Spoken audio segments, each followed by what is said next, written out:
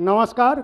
साहित्य आज तक के छठे संस्करण में आप सभी का स्वागत है और साहित्य और यह समय के मंच पर आप सबको इतनी तादाद में देख के बहुत खुशी है कि साहित्य को समझने और बरतने के लिए भी लोग युवा पीढ़ी बची है। और हमारा सवाल वजाहत साहब आपसे यहीं से शुरू होता है।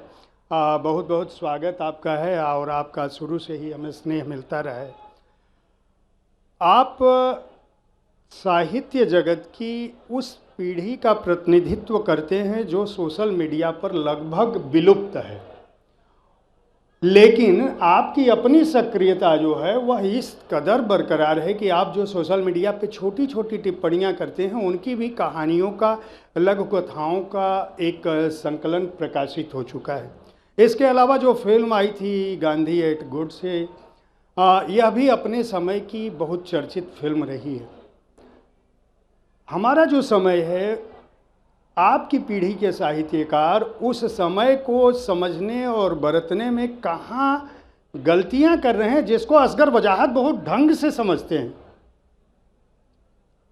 देखिए, सबसे बड़ी बात यह है कि जानकारी होना चाहिए कि हमारा पाठक कौन है, हमारा रीडर कौन है और हम किससे बात कर रहे हैं। अगर हमारे रीडर के पास समय कम है, टाइम कम है, तो हम अपनी बात को कम शब्दों में उसके सामने रखें।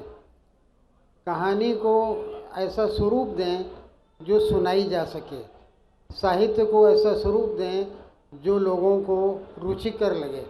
लेकिन अगर हम वही पुराना 200 साल 100 साल पुराने वाला अपना एटीट्यूड रखेंगे तो निश्चित रूप से फिर हम अपने पाठकों को खो देंगे, हमारे पाठक हमसे दूर हो जाएंगे। तो इसलिए समकालीनता पहली शर्त है। हमारा आपके साथ संवाद होना बहुत ज़रूरी है। हम ऐसी कहानी लिखें जो कहानी आप सुने तो आपको रोचक भी लगे, आपको प्रभावशाली लगे, आपकी उससे शिक्षा हो। तो इस कार्यक्रम के दौरान भी अगर समय होगा तो मैं आपको एक दो छोटी लघु कथाएं भी सुना सकता हूं। मैं चाहूँगा पहले आप कथा ही सुना दें, क्योंकि आपकी कथाएं बड़ी रोचक हैं। सोशल मीडिया पे मैं देखता हूं जब भी आप पोस्ट करते हैं, आपकी पीढ़ी में ऐसे फॉलोअर और उसको पढ़ के शेयर करने वाले बहुत कम हैं। वो लगातार शेयर होती रहती हैं, इसलिए आपको भी नहीं पता चलता होगा कि इनकी पहुंच कहां तक है। और प्रभाव की जहां तक मैं बात करूं, इतने कम शब्दों में हम सभी को ये सीखना चाहिए कि अगर हम किसी बात को कहना चाहते हैं तो 8-10 लाइनों में भी कितने अच्छे से कह सकते हैं, कोई चीज़ बची नहीं रह सकती। देखिए, ये संवादों में लिखी गई कहानी है, बहुत छोटी कहानी है। इसमें दो पात्र आपस में बात कर रहे हैं और बात करने वालों में एक पिता है और एक पुत्र है, एक बाप है और एक बेटा है। बेटे का नाम है रानू। रानू अपने पिता से कुछ सवाल पूछता है। आप जानते हैं कि कभी कभी बच्चे ऐसे सवाल पूछ लेते हैं कि बड़ों के पास उसका जवाब नहीं होता। तो ये सवाल जवाब है पिता और पुत्र के बीच में। तो सवाल करने वाला है रानू और उसके पापा उत्तर दे रहे हैं।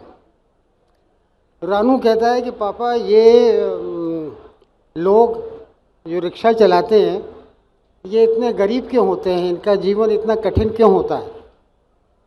पापा कहता है, गरीब इसलिए हैं कि उन्होंने पिछले जन्म में अच्छे कर्म नहीं किए होंगे। रानू कहता है, पापा आपने पिछले जन्म में अच्छे कर्म किए थे। तो पापा कहते हैं, हाँ हाँ किए होंगे। रानू पूछता है, आपने कौन कौन से अच्छे कर्म किए थे। कुछ न कुछ ज़रूर किया होगा, पर क्या, ये तो पता नहीं। तो फिर आपको ये कैसे पता है कि रिक्शे वाले ने पिछले जन्म में बुरे कर्म किए थे।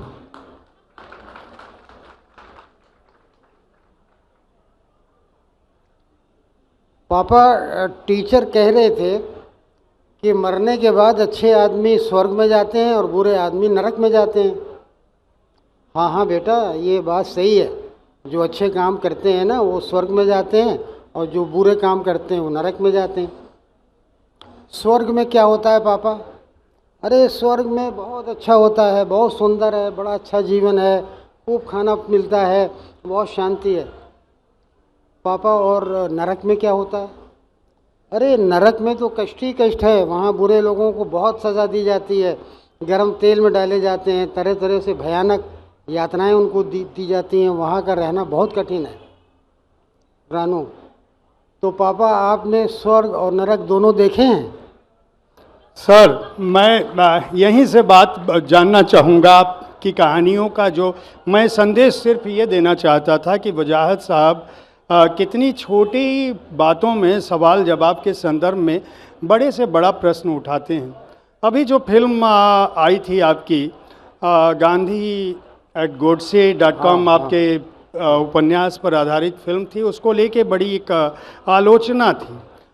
हम जिस समय में जी रहे हैं और जिस धरती पर हम हैं, वहाँ पे एक बड़ा संदर्भ है। एक तरफ गांधी को मानने वाले अतिवाद की तरफ हैं, दूसरी तरफ गोडसे मैं नहीं कह सकता, लेकिन जो दक्षिण पंथी विचारधारा है जिसके नायक बहुत सारे लोग हैं, वो कहते हैं कि वो भी एकदम अतिवाद की तरफ हैं कि हमें बहुत सारी सांप्रदायिकता, तुष्टीकरण, पृष्ठपोषण, बहुत सारी ऐसी चीज़ें हुई हैं जिनका प्रतिकार जरूरी है।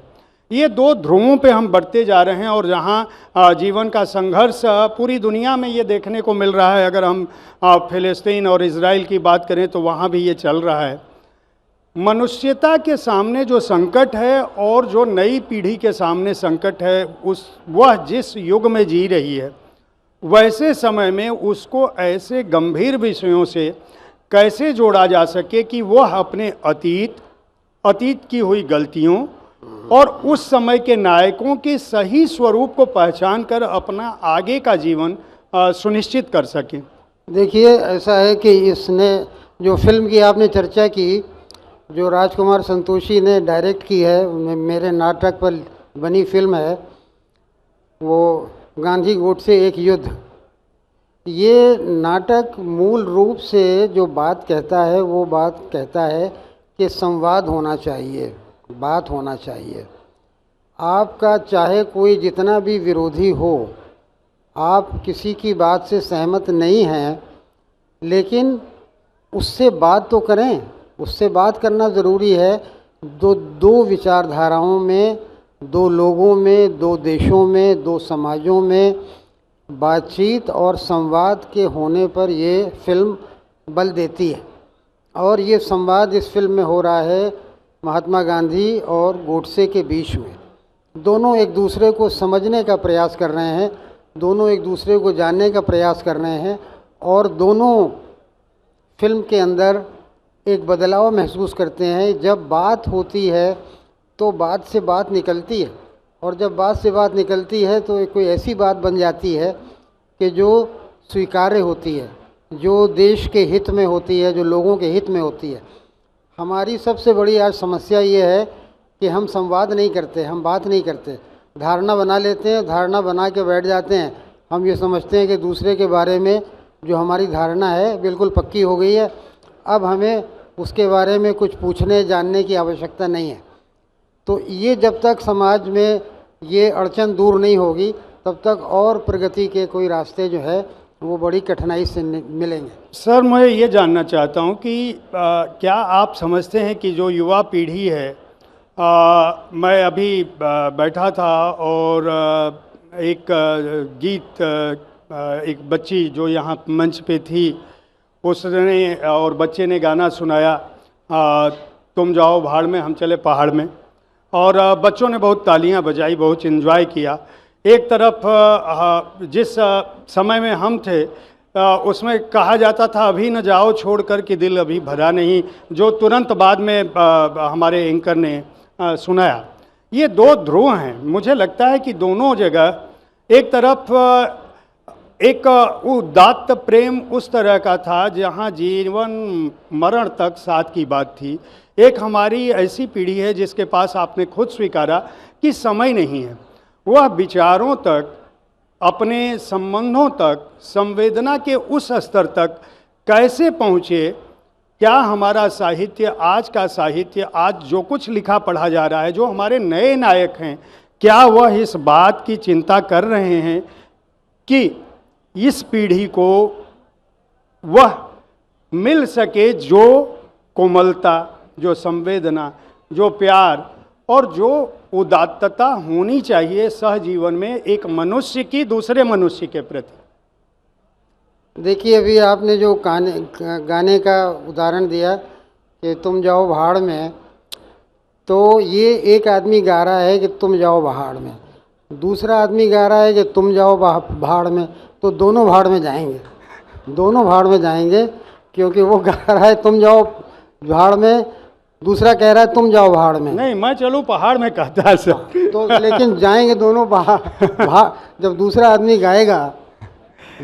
आदमी गाएगा तो उसका मतलब यही होगा कि जो सामने है वो जाए भाड़ में, जब पहला गाएगा तो वो कहेगा तुम जाओ भाड़। उसको लाया कैसे जाए सर? ये बहुत महत्वपूर्ण सवाल है, क्योंकि धरती के सामने हमने अभी फिलिस्तीन इजराइल की बात।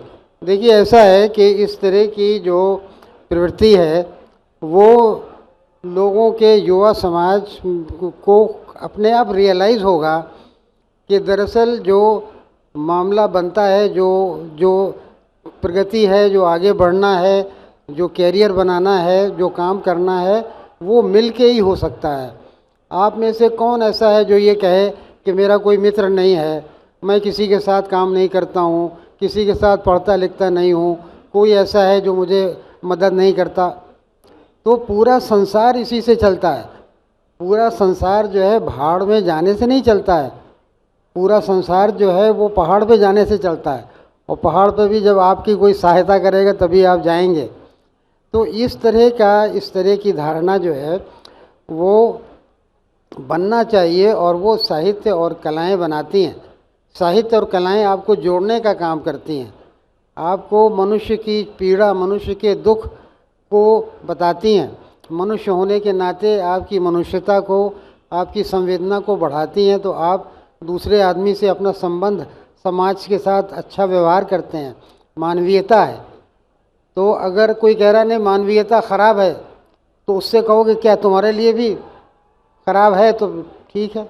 मतलब यह है कि पूरे समाज ही नहीं चलेगा अगर हम इतने स्वार्थी हो जाएंगे कि हम अपने अलावा और किसी के बारे में, अपने माता पिता, भाई बहन, रिश्तेदार, दोस्त, पड़ोसी, मोहल्ले वाले, देशवासी, किसी को चिंता नहीं करेंगे और कहेंगे सब भाड़ में जाएं। तो अगर सब जाएंगे तो फिर हम भी चले जाएंगे। मैं ये जानना चाहता हूँ सर कि आपने दुनिया भर के बहुत सारे देशों की यात्राएं की हैं, और जहाँ तक मैं चाहता हूँ हमारी नई पीढ़ी ये जान सके कि घूमना किसको कहते हैं, यात्राएं किसको कहते हैं, संस्मरण कैसे तैयार होते हैं, और किसी देश को समझना है या किसी शहर को समझना है तो उसके लिए क्या कुछ किया जाना चाहिए। कौन सा ऐसा देश है या कौन सा ऐसा शहर है जहां पहुंचकर आपको खुद यह महसूस हुआ कि इन लोगों ने अपनी संस्कृति को, अपनी सभ्यता को, अपने अतीत को और अपनी गरिमा को बचाने के लिए बहुत सारा काम किया, और वह काम भारत में हमारे बच्चों को, हमारे प्रशासन को, शासन को, युवा पीढ़ी को करना चाहिए? देखिए, जिन जिन देशों में मैं गया तो वहाँ के जो आम लोग हैं, जो साधारण लोग हैं, उनके साथ जो अनुभव हुए, तो उन अनुभवों से ये लगा कि दरअसल ये लोग मानवता पर विश्वास करते हैं, ये लोग जो हैं मानवीय संबंध बनाते हैं, और ये देश काल और भूगोल की सीमाओं से ऊपर हैं। इनके लिए अर्थ नहीं है कि कोई आदमी बाहर का है, कोई आदमी अंदर का है, बल्कि मनुष्य होने के नाते उन्होंने मेरी बहुत सहायता की। तो जहाँ जहाँ भी मैं गया, साधारण लोग, उनके अंदर किसी भी प्रकार की कोई प्रेजुडिस नहीं है, कोई किसी भी प्रकार का। अब मैं किसी एक देश का नाम नहीं लेना चाहता, क्योंकि इतने देशों में गया हूँ और हमेशा मेरी मदद की है। ये भी ज़रूर हुआ है कि कठिनाई भी कहीं हुई है, कहीं दिक्कतें भी आई हैं, लेकिन घूमना जो है वो दिक्कत आने के लिए ही होता है। अगर आराम करना है किसी को तो वो फिर घूमने न जाए, घर में ही बैठे। मैं आपके पाकिस्तान के संस्मरण बहुत लोकप्रिय रहे लगातार सोशल मीडिया पे। मैं चाहूँगा उसकी कुछ चंद ऐसे हिस्से, भारत पाकिस्तान की बहुत बात होती है और जब हम क्रिकेट के मैदान में भी होते हैं तो हम युद्ध लड़ रहे होते हैं। सीमाओं पर हमारी सेनाएं एक दूसरे के विरुद्ध होती ही होती हैं, लेकिन जंग के मैदान, भारत की जो सीमा है या खेल के मैदान से अलग भी जो जीवन है, जो लोक है, जो मानस है, और जो विभाजन के बाद से कुछ इस तरह का दर्द रहा, जिस पर आपका नाटक भी बहुत मशहूर नाटक है, जिस पर मैं जानता हूं, मैं चाहूँगा कि आप ही बताइएगा। फिल्म भी बन रही है, लगातार आप उस पर काम कर रहे हैं। एक तो आपकी जो सक्रियता है उसके लिए मैं साधुवाद दूंगा, और मैं चाहूँगा कि हमारी पीढ़ी को, नई पीढ़ी को ये जानना चाहिए कि किसी भी उम्र में अपने को सक्रिय रखने के क्या क्या माध्यम हो सकते हैं। यह दूसरा हिस्सा है।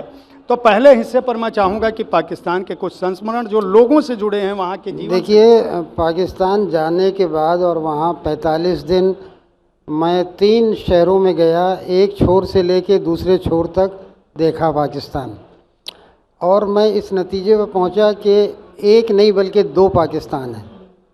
एक नहीं है बल्कि 2 पाकिस्तान है। एक पाकिस्तान सरकार का पाकिस्तान है, जो गवर्नमेंट का पाकिस्तान है, और दूसरा पाकिस्तान वहाँ के लोगों का पाकिस्तान है जो वहाँ रहते हैं। तो वहाँ की सरकार, वहाँ की सेना का पाकिस्तान अलग है, जो एक अपने देश के लोगों से बिल्कुल भिन्न है।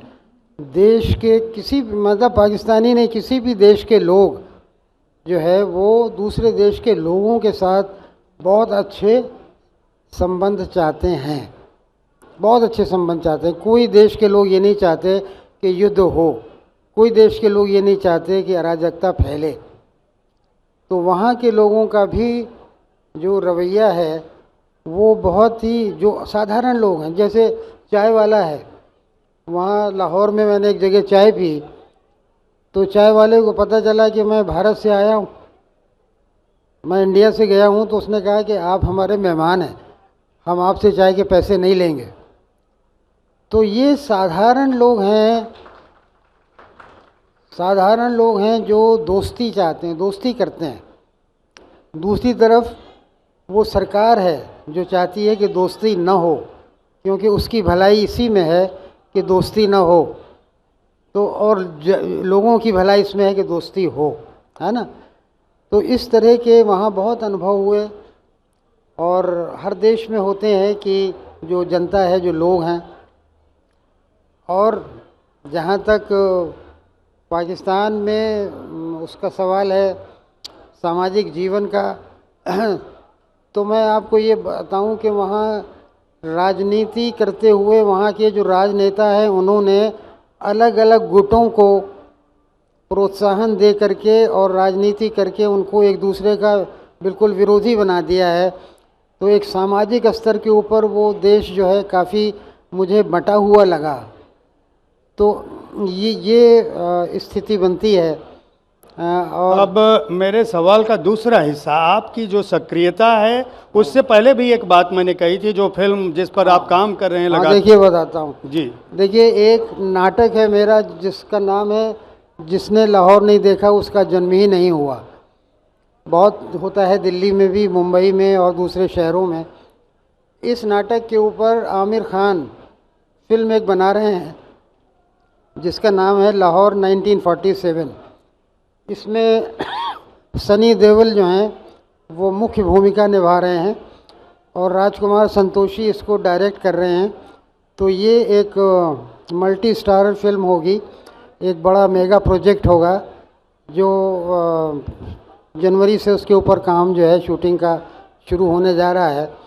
और ये नाटक भी एक प्रकार से मानवीय संबंधों को स्थापित करने के लिए मुख्य इसकी भूमिका होगी नाटक की, कि ये बताएगा कि मनुष्यता जो है वो देश काल धर्म राजनीति सबसे ऊपर होती है, और जब तक मनुष्यता है तब तक हमें विश्वास है कि मनुष्य आगे बढ़ता रहेगा, मनुष्यता सुरक्षित रहेगी। मैं अब ये जानना चाहता हूँ कि जो वर्तमान समय है, पूरी दुनिया में जिस तरह से प्रकृति के सामने एक संकट है, अभी हम कोविड काल से गुजरे और कोविड के समय में पूरी दुनिया ठहर सी गई थी।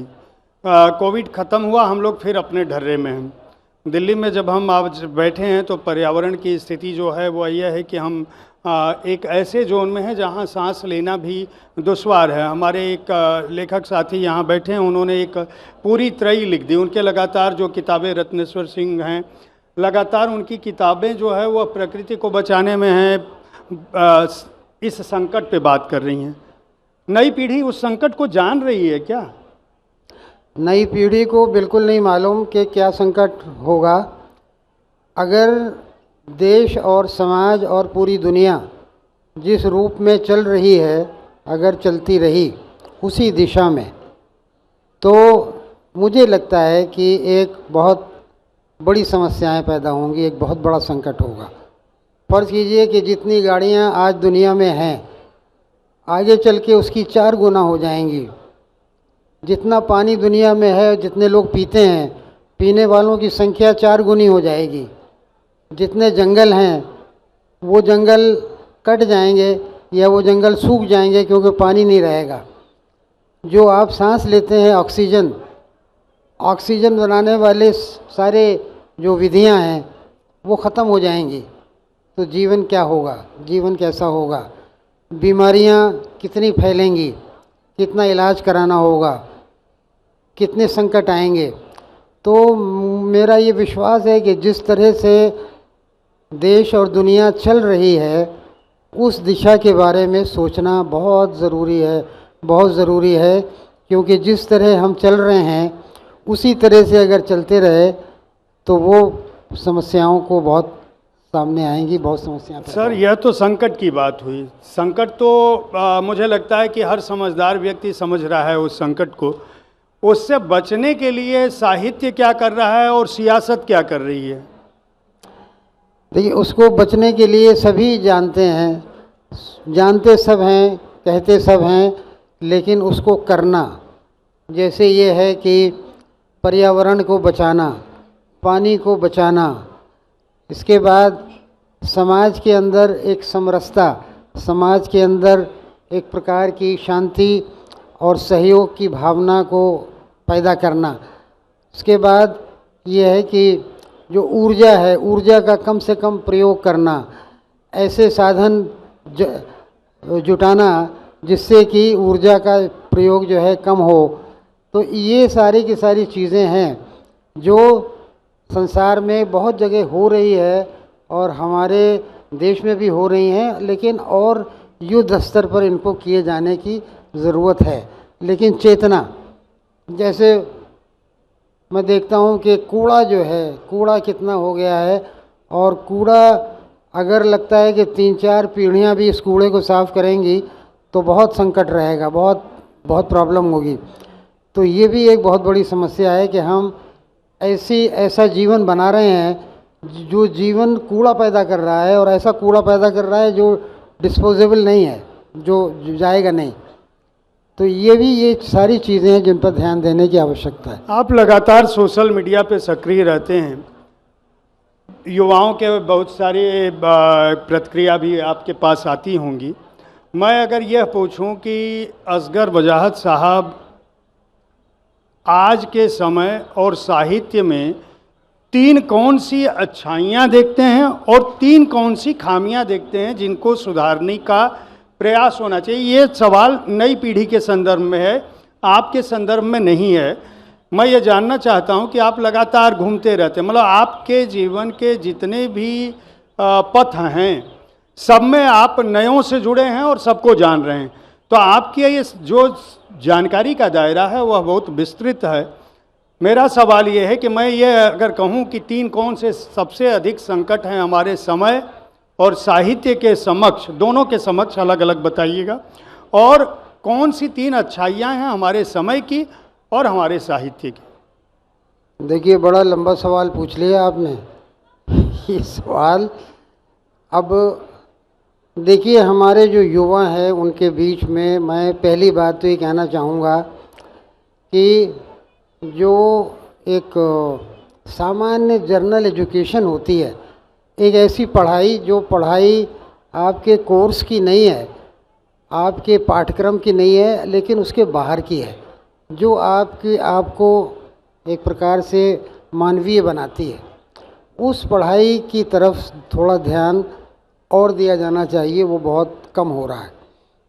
दूसरी बात ये हो गई है कि जो कैरियर ओरिएंटेड समाज बन गया है कि हम ये पढ़ेंगे और ये बनेंगे, हम ये पढ़ेंगे और ये बनेंगे, ऐसा कोई नहीं सोचता कि हम ऐसे हैं इसलिए ऐसा बनेंगे। मान लीजिए कि हमारी रुचि अगर कला में है तो हम कलाकार बनेंगे, लेकिन कहा यह जा रहा है कि नहीं, हम तो सॉफ्टवेयर इंजीनियर बनेंगे। तो अपनी रुचि के हिसाब से काम करना, ये दूसरी बात है। और तीसरी और बहुत महत्वपूर्ण बात यह है कि युवा अपनी जिम्मेदारी अपने समाज के प्रति महसूस कम करते हैं। आपके समाज को कोई और नहीं बना सकता, ना सरकार बना सकती है, ना कोई प्रशासन बना सकता है। अपने समाज को आप ही अच्छा बना सकते हैं। तो जब तक आपकी भूमिका नहीं होगी और आप नहीं रियलाइज़ करेंगे कि हमारी भूमिका है, तब तक वो नहीं हो पाए। ये 3 बातें ऐसी हैं कि जो युवाओं में होनी चाहिए। अब ये हैं क्या क्या? जी हाँ, देखिए, हैं इस रूप में कि आज के युवा की जागरूकता, वो भी आप देखते हैं कि वो किस प्रकार से जागरूकता के स्तर के ऊपर भी बढ़ा है आगे। दूसरी बात ये देखते हैं आप कि पूरी दुनिया उसके सामने जो है वो खुल गई, पूरे संसार उसके सामने खुला हुआ है। और इसी के साथ साथ ये है कि जो अच्छे प्रकार से एक कैरियर बनाने की बात है, वो नहीं कह रहा मैं भेड़िया धसान वाला कैरियर, वो भी रुचि जो है वो बढ़ रही, गंभीरता आई है। मैंने यूरोप में पढ़ाया है और यूरोप के विश्वविद्यालय जो हैं, उन विश्वविद्यालयों में आप जाएं तो पूरे शहर से सबसे ज़्यादा गंभीर लोग आपको विश्वविद्यालय में मिलेंगे, क्योंकि वो गंभीरता से अपने काम को करना चाहते हैं। तो ये 3 बातें ऐसी हैं कि जो मैं समझता हूँ कि आप पॉजिटिव पक्ष इसको देख सकते हैं। हाँ। मतलब साहित्य इसको दर्ज कर रहा है कि आप तो समय और युवा हो गया, अब साहित्य पर आ जाते हैं कि जो आज नई वाली हिंदी एक है, बड़े स्टार हमारे लेखक एक और मौजूद हैं वहाँ कविता मंच पर, इसके बाद उपस्थित होंगे, बड़ा लोकप्रिय हैं नीलोत्पल मृणाल। अवघड़ से लेके बहुत सारी उनकी जो पुस्तकें, मैं ये जानना चाहता हूँ कि ये जो नई वाली हिंदी के लेखक हैं, ये आप ही लोगों को पढ़ के बड़े हुए हैं और बहुत लोकप्रियता का इनके आलम आपको देख ही रहे हैं। नाम लिया मैंने तो ताली बजनी शुरू हो गई। ये लोग उसको दर्ज कर रहे हैं क्या समय को? देखिए, आप क्या सोचते हैं, मैं ये जानना चाहता हूँ। भाई, आपने साहित्य और समाज है ना जी, समय और साहित्य। हाँ, तो आज का जो समय है उसमें साहित्य की जो भूमिका होनी चाहिए वो मेरे विचार से नहीं है।